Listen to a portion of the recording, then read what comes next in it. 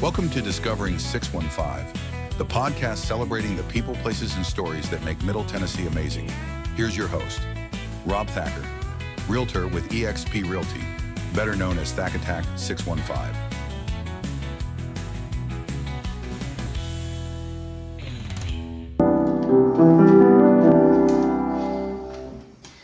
Hey everyone, and welcome to another episode of Discovering 615. I'm your host, Rob Thacker, or better known to some of you as Thacker 615, realtor with eXp Realty. And today's episode is a little different and pretty special.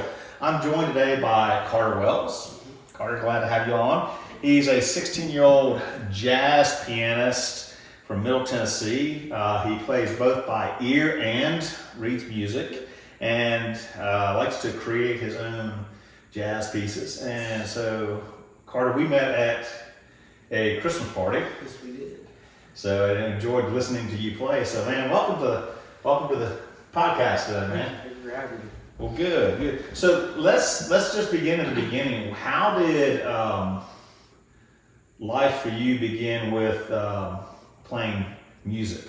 So at the very start of my music career, I guess you would say, it was 2016, August of 2016, and I began taking classical lessons with my first teacher, first classical teacher. I hadn't started jazz for a long time, and so I took those classical lessons for a while. I had always listened to a lot of music since I was really young, and that kind of influenced where I went with it too. So yeah, that's where I began. So that's where you began with classical music. Yes. That sounds like a common thread for everybody. Yeah, a lot of people start. Yeah. So when did it turn into a love for jazz? How did that happen? So it was not as poetic as one might think, but I had a classical piece that was written out, but it was really jazz. It was really the style of jazz, and my first piano teacher had me play it, and so my mom knew a lady in Springfield that went to her church, and so she taught jazz piano lessons, right? And so my mom was like, what if he starts playing jazz? And so she sent him the video, and she was like, well, I'm not going to teach him, but I have this person that's better at teaching for him, and his name is Richard Rapani. And so my mom sent her the video of me playing that written out piece, and it was like, we'll have like a audition here. It was like right here. And where he would come in and he would teach me a few things and see if he could be he doesn't take a lot of students, and so he'd see if I could take him, if he could take me. And so that's how that started. And then I began learning how to improvise, and first I started with like a boogie woogie, which is like a really common chord progression. It's just like 1, 4, 5. It's like a blues kind of thing. And that was like where it started, because blues is more rudimentary. Not rudimentary. It depends on how far you go with it, but at the beginning, that's where you would usually start. So that's how I began with jazz, and then I began to really love like creating new chords to play around with, and then just sitting here and like noodling and figuring out new things that sound really cool. That's how that was. Okay. So you start out, like we said, following the progression, you start out as classical, which meant you were reading music. Yes, reading music. So you started out reading music, and then where did you realize, in terms of like, was it with the jazz that you realized, oh, hey, I like this, figuring out, you said noodling, by ear, and then learning to play by ear? Mm-hmm. I had always kind of like noodled around and found like how to play songs I'd heard before as well. I started that like while I was still taking classical lessons before my jazz. I sat down and figured out how to play Cold as Ice by Foreigner. That was my first one. And then, so I had always done that, and the jazz kind of like accentuated that. I guess the jazz lessons. It made me want to do it more. Okay. Yeah. So when did you start composing then your own music then as well? I began composing I actually began composing like classical songs, I guess you would say. Okay. Maybe a little bit after my classical lessons. So I had different songs. They're probably on video somewhere, but I don't have them now. But I had made like melodies and with a few different chords, and they were like not in jazz, since I didn't know like what jazz kind of was at that time. Right. Yeah. And then after that, I started making jazz songs. And recently, I made a classical song that I really enjoy playing, and a few others too. So it's like I don't care kind of the genre. I just always like if I found something interesting, I had a melody in my head, just get out the piano. Yeah. That's cool. So what inspires some of your original pieces that you've done? I mean, because I've heard your dad and I were talking at the party. He said you guys some original pieces that you've done. What's the inspiration behind those? So like a person that inspired them, or like the music. Well, let's start out with people. In fact, that's a great segue in terms of who inspires you in terms of your music. Who do you like to listen to, and then what inspires you with your original pieces too? So my favorite band is Steely Dan. Okay. Oh yeah. Love Steely Dan. They've got a great sound. Oh, they do. And so I listen to them a lot. But in terms of like my writing, what inspires me the most is, I don't know exactly what inspires me the most. I just listen to a lot of things, and then whenever they kind of accumulate, whenever I start to write, and I kind of use it as like a language, you know. Okay. And so it's like a bunch of, like I hear all these songs, and then they're kind of like words, and then I kind of make it into a sentence whenever I gotcha. make a song. But one of my songs was like kind of very inspired by like a Frank Sinatra kind of style. Yeah. So that was one of them, and I named it after my grandma who got me into music. But she was like my biggest kind of like reason for playing music. Yeah. Yeah. So what's the name of that song? Dottie. She was called Granny Dottie. Okay. And so Dorothy, but you know. So that's what I named it. Because before I even started taking lessons, she would sit down at the piano with me, and she would play a song. She would like, play this, and then we started playing like Heart and Soul and Canon in D and stuff like that. Okay. And for release, and so that's what like catalyzed me to even like start taking lessons. Well, can we hear a little bit of Dottie? Yeah.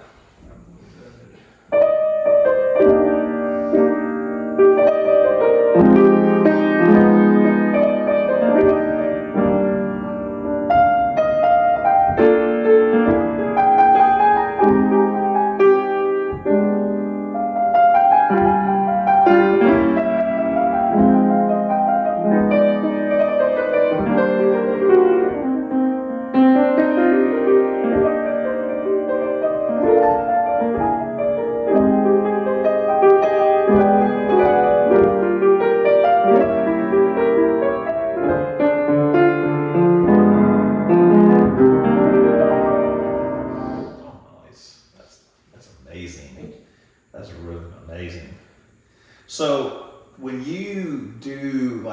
you talk about,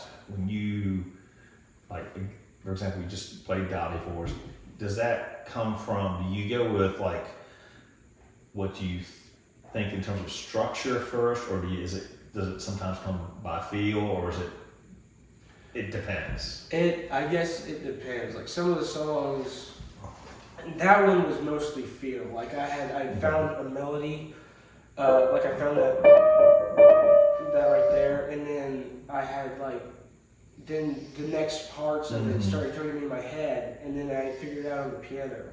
So that was mostly feel and and then I found the chords to it, and then so it was kind of like not so much structure, but the emotion of it itself, and it expanded upon that into the structure. And then, but if I'm finding sometimes I'll make cool things just because they're fun to play. Okay. So I have one that I made that was like.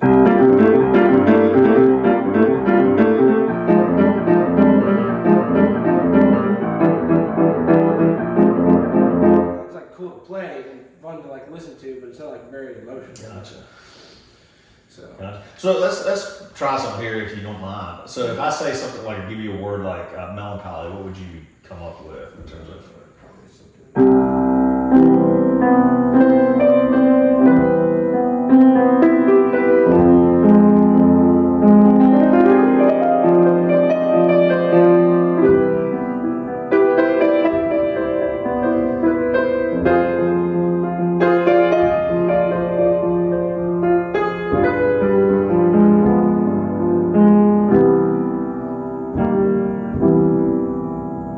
And if we were to flip that and go happy or joyous, what would something?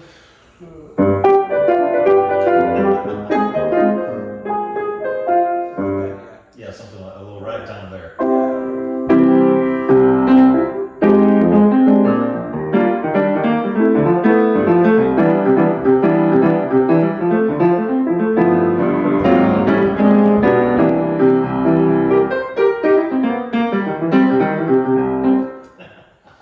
Just like more bouncy feeling. So bounce. Now, in terms of like, do you ever do anything like? So we did melancholy, happy, joyous. In terms of, is angry one or is that? Yeah, I actually like some of my classical songs. Okay. Like got me a little angry, so it was like.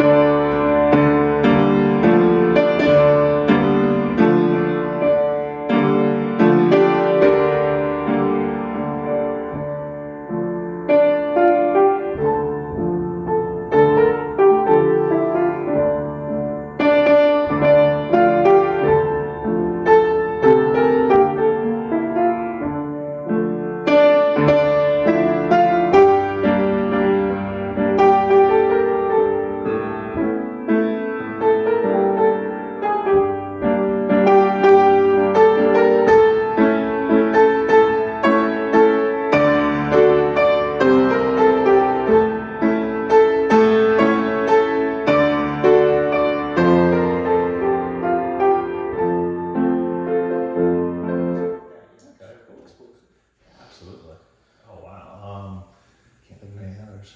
What about something like let's do one more just for kicks. Courageous, bold, something like that. Courage or I don't know, adventurous. Maybe that's more of it. Adventurous. That might be the word.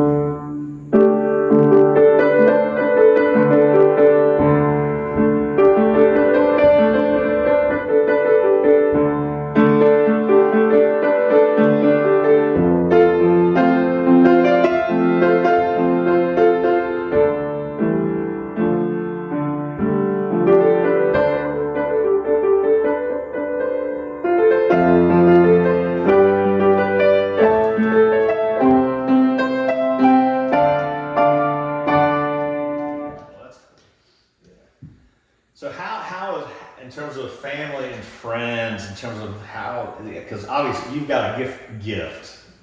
How have they, what's their response been, support been for you in terms of, with your music and everything like that? Yeah. So like all of them have been like super supportive of it, and my brother especially. He like brags to all his friends. He's like all the time. Yeah. That makes me feel great because That's his older brother or younger brother? Older brother. Okay, older brother. So he's in college. He's telling all his Okay. friends. Oh wow. So, yeah, he's like my brother's next Billy Joel, which is a stretch, but I love Billy Joel. That's Oh, okay. Yeah, there we go. And all my other that's not to downsize how much my other family has supported me as well. Like my dad, if there's an opportunity for me to play somewhere, he'll make it happen. He'll make sure I get there. My mom will always push me to go like for an audition if I'm like upset about it, if I don't want to do it because I'm stressed out, then she'll help me get to that. And yeah. Well, how does it feel like at times getting hired to play certain venues at age 16? I mean, that's a great thing, obviously. Yeah. So, wait, can you rephrase the question? Yeah. So how does it feel to get hired to play at certain venues, or maybe I should rephrase that question as what's the most memorable venue that you've gotten to play at age 16 with your because I think you also mentioned to me one time you got a band too, or Yeah. a group of band. Talk a little bit about that, and then talk too about like the venues or where you've had opportunities to play. Mm-hmm. Okay, so I think probably the coolest place I got to play like as like a jazz gig. Mm-hmm. Well, there's a lot of cool places I got to play, but okay, so it's like a smaller scale one would probably be Rudy's Jazz Room. Okay. So I got to play there. I think we were like the first kids to like play there, and that was like really dope. And so it's like a small room, and then I think probably I've played also at. This is for my band, my jazz band, called NYJE National Youth Jazz Ensemble. We got to play at the Skirmerhorn. Oh wow, that's cool. That was amazing. We got to play like before the Jazz Ambassadors for the U.S. military, and then I played at Bridgestone Arena as well. Oh, cool. And so it was like a Predators banquet, and so we were like Oh, that's amazing. Yeah, that was really awesome. That felt like the Skirmerhorn was before all that, and that was like surreal. I was like, I don't even know why I'm here. It was the year I had made top chair of the top band of NYJE, and I was like riding that high for making it, because the year before that I was in the lower band, and then I got up to that spot, and then I'm here on this huge stage in this huge auditorium. Yeah. And it was just nutty. But it was amazing too, and it felt great. And then after that, my nerves for everything kind of got super nullified. So I was nervous, and I actually really enjoy performing now for people. Oh, that's great. That's great. So when you go and perform, and then what is some of the reaction when people find out that you're 16? I mean, because the way you play is not like and I've heard 16-year-olds play. Is not like your normal 16-year-old. Right. So, I mean, how do people react to that?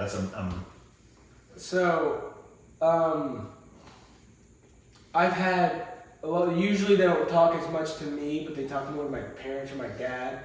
Like at church, I would have played like one time I'm in the praise band at my church, and so I played the piano. And at the end, I did like a solo on a blues song, which never happens in that church. It's a Victorian style Presbyterian church, so nobody plays blues in there. But I played a blues solo, and they got up and started dancing. And they were like, "How old is he?" He's 16. And they were like freaking out, like what? And then whenever I played Rudy's Jazz Room, this felt great. There was a lady that used to be like a scout, I guess, in New York, and they were like, if you were there, if I was still scouting, you got it. And they said to me, and I was like, that was the high of the night for me. Wow. Yeah. So, yeah. That's pretty cool. That is really cool. That's not pretty cool. That is really cool. So where do you see music for you in the future? I'm not exactly sure. I always know I'm going to do music, and my dream like life would be to play music all the time for people and create music, and have that out for people to listen to. But it just depends on how it takes off, if it does take off, because I also have like an interest in engineering and stuff like that. So I have that kind of side as a profession maybe.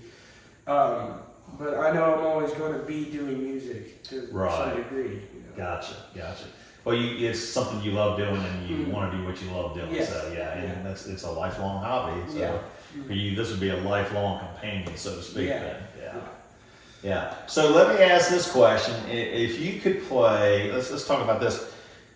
Who would you want to play with? Someone from the past or present, if you had the opportunity, who would you want to play with? And it could be more than one or two people. So I'm going to pick one for classical and one for jazz, because I don't play classical as proficiently as I do with my jazz. I would probably pick Bach for that, because he was very not a lot of people, while he was alive in the Baroque period, not a lot of people knew about him a lot. He was not as famous as he could have been because he was outshone by Handel, another composer in the German area. But he created the fugue, or like, I don't know how to say it, like made it famous. Right, yeah. After he got studied. And so I always found the fugue very interesting because it's like different melodies going together. And so I would want to learn about him. I would want him not so much to like play with me, but like to like teach me some of those things. Because my jazz teacher, he talks about Bach all the time. Like if he saw you improvising, he would know exactly what you're doing. He was like, geez. And so if I were to play with somebody with jazz, there's a lot of great options. Let me think here. So you got a top 5, top 3. Okay. Go with that then. I think I would probably pick Chick Corea. Okay. And one of the best jazz pianists. Herbie Hancock, another one of the best jazz pianists of all time. I can't only pick piano, but I could. If I'm gonna pick like a bass, maybe Jaco Pastorius. Okay. Let's see here.